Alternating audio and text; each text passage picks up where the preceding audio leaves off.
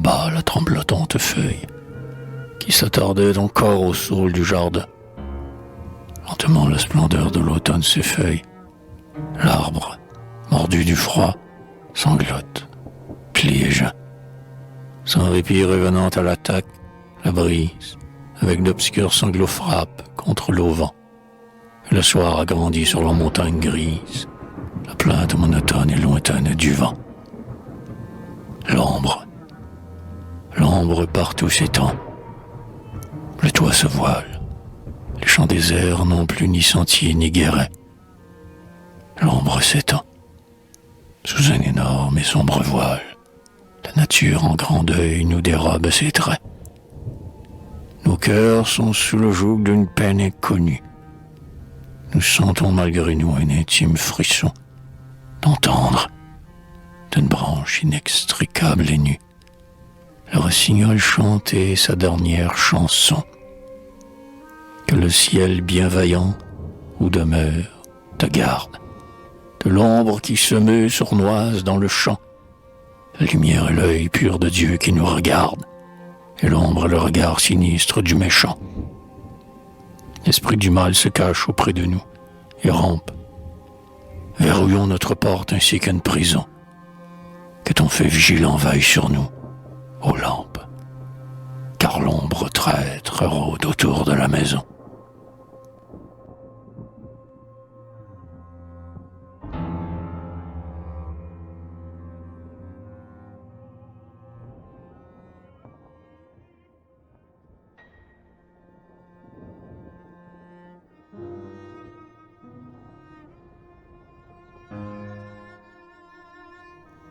Ainsi qu'un ennemi montant une embuscade, le soir, l'ombre se tient autour des toits ombreux, et, lançant dans la nuit sa folle cavalcade, elle ébauche sans bruit des projets ténébreux.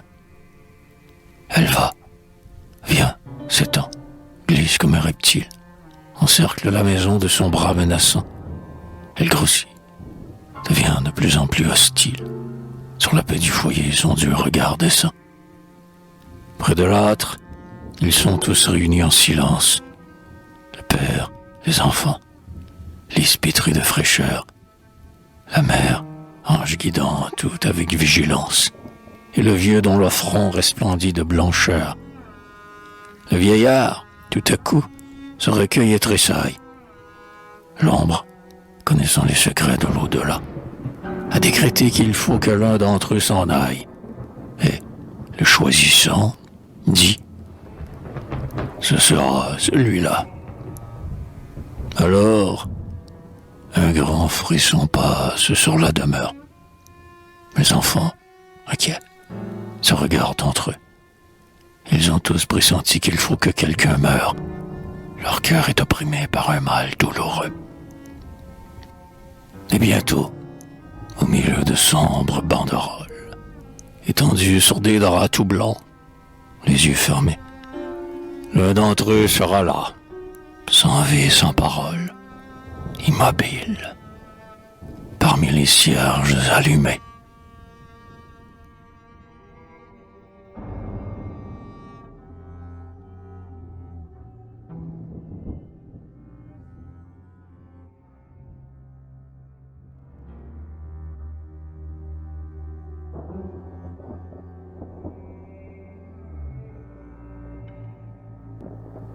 Ô nef de la pensée, ô bienfaisant ami, bateau phare que Dieu mit sur le fleuve humain, attache notre rêve à ta voile affermie et montre-nous ailleurs un moins rude chemin. L'ombre du soir descend sur la plaine assiégée, la nature s'endort dans un morne sommeil. Il fait noir, la maison par la nuit submergée appelle avec ardeur le retour du soleil. Il fait noir. Ô pensée, appareille tes voiles, par un matin où souffle un vent de bonne aloi. Partons, partons d'ici, montons jusqu'aux étoiles, fuyons pour ne plus voir l'ombre pleine d'effroi. Cherchons sous d'autres cieux, sur d'autres rivages, la terre que féconde un éternel été. et jusqu'en l'insondable gouffre des nuages, cherchons les lieux où vit la suprême clarté.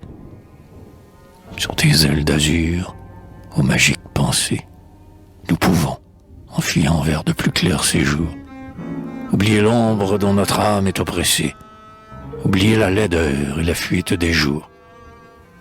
Nous pouvons oublier que l'aube poursuivie sans cesse échappe à notre désir palpitant, oublier que rapide et fragile est la vie, et que la mort, dans l'ombre, est là qui nous attend.